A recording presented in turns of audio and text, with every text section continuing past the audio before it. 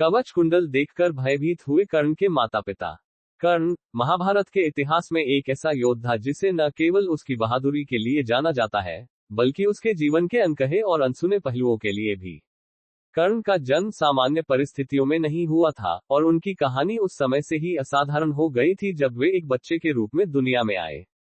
इस कहानी का प्रारंभ तब होता है जब कर्ण के माता पिता कुंती और सूर्यदेव अपने पुत्र को देखकर चकित और भयभीत हो जाते हैं, क्योंकि उनके पुत्र के शरीर पर दिव्य कवच और कुंडल होते हैं। ये घटना न केवल उनके लिए चौंकाने वाली थी, बल्कि उनके जीवन के रहस्यों का भी एक संकेत थी। कर्ण का जन्म एक अद्वितीय घटना।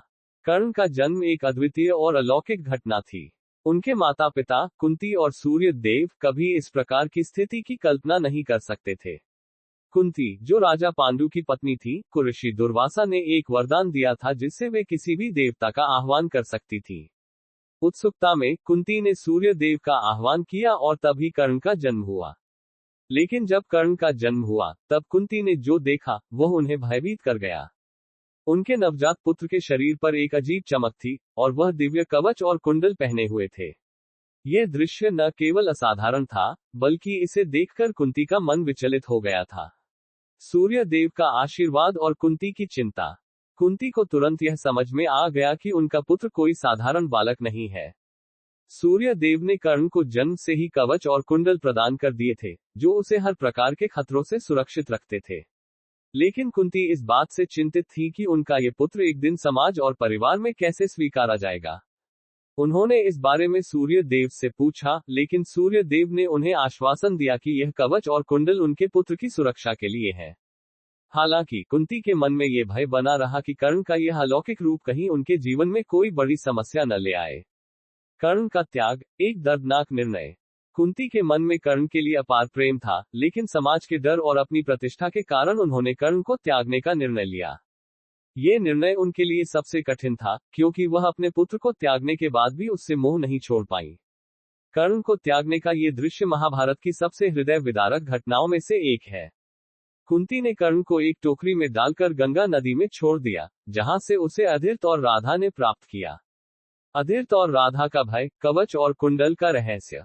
जब अधीर्त और राधा ने कर्ण को प्राप्त किया, तो उन्होंने देखा कि इस बालक के शरीर पर दिव्य कवच और कुंडल है। ये देखकर वे आश्चर्यचकित हो गए।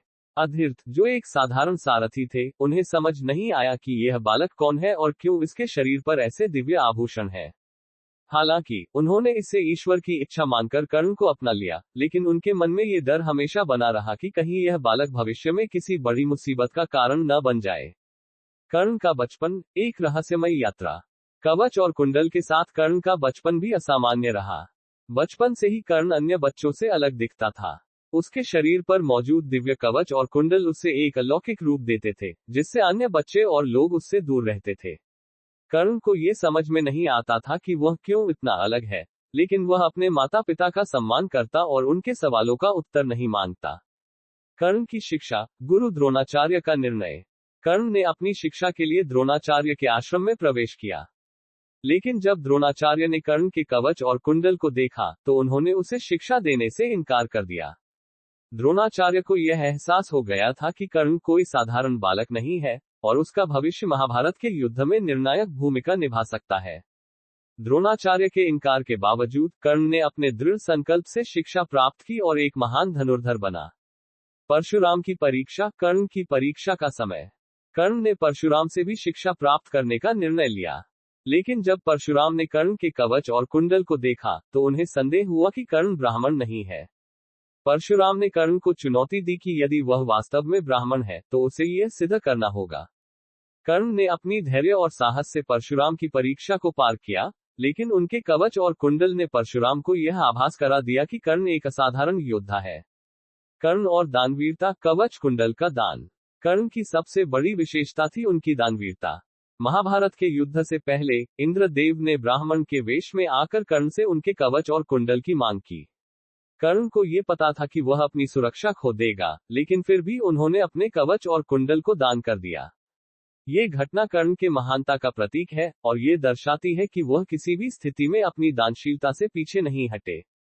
कवच कुंडल के बिना कर्ण की लड़ाई, एक कठिन संघर्ष। कवच और कुंडल के बिना कर्ण ने महाभारत के युद्ध में भाग लिया। उनके पास अब वह दिव्य सुरक्षा नहीं थी जो उन्हें अपराजय बनाती थी।